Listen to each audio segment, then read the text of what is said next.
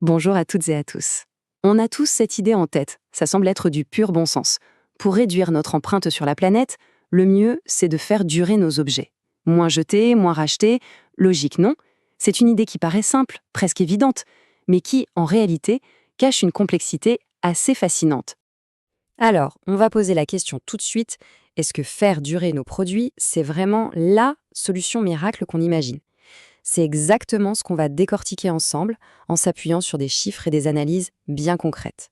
Bon, rentrons directement dans le vif du sujet avec ce chiffre, moins 25%.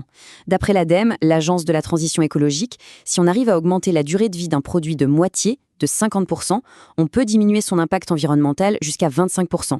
L'idée, elle est assez simple à comprendre. L'impact de la fabrication, on le répartit sur une période beaucoup plus longue. Forcément, moins de production, moins de déchets, c'est presque mathématique. Mais c'est là qu'arrive le paradoxe qui est vraiment au cœur de notre discussion. Pour qu'un objet dure, pour qu'il soit réparable, il faut souvent plus de matière, du métal plutôt que du plastique, des vis à la place de la colle. Et qui dit plus de matière, dit plus d'énergie et plus de ressources pour le fabriquer. On se retrouve donc avec un objet plus lourd et dont l'impact à la production est, de fait, plus élevé. Alors, comment on s'en sort? C'est quoi le bon calcul? C'est précisément là qu'intervient le concept d'éco-conception. Le truc, c'est de comprendre que l'éco-conception, ce n'est pas la recherche du produit parfait.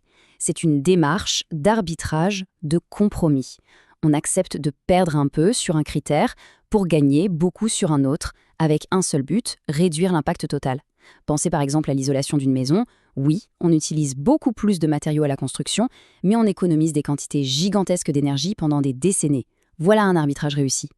Et l'outil qui nous permet de faire ces arbitrages, c'est ce qu'on appelle l'analyse du cycle de vie, ou ACV. On regarde absolument tout, depuis l'extraction des matières premières jusqu'au recyclage à la toute fin.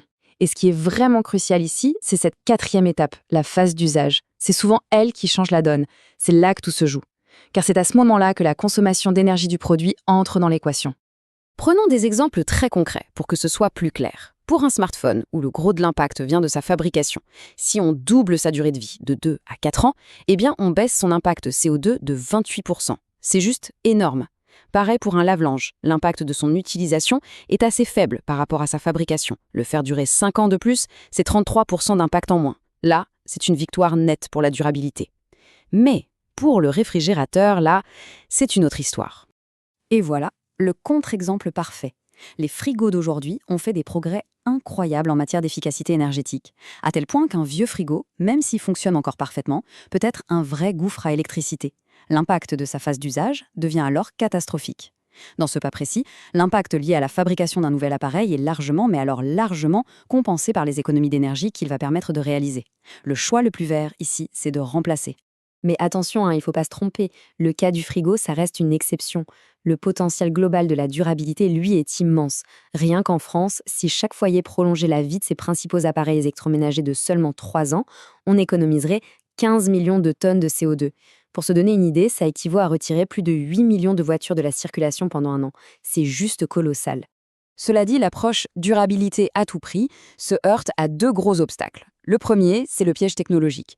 On l'a vu avec le frigo. Un produit super durable peut être dépassé par une technologie beaucoup plus sobre. Le second piège, c'est nous.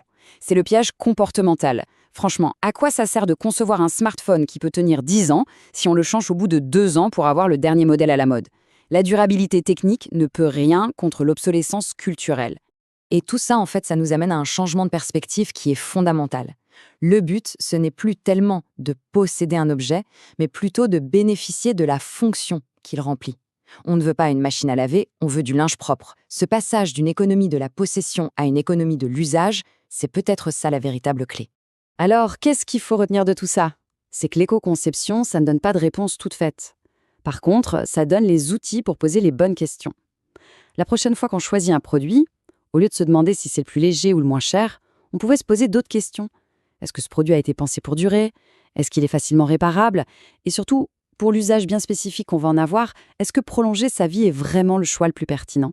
C'est en faisant cet arbitrage, au cas par cas, qu'on fait les choix les plus éclairés. La question finale n'est donc pas plus lourd ou plus léger, mais bien quelle conception pour quel usage.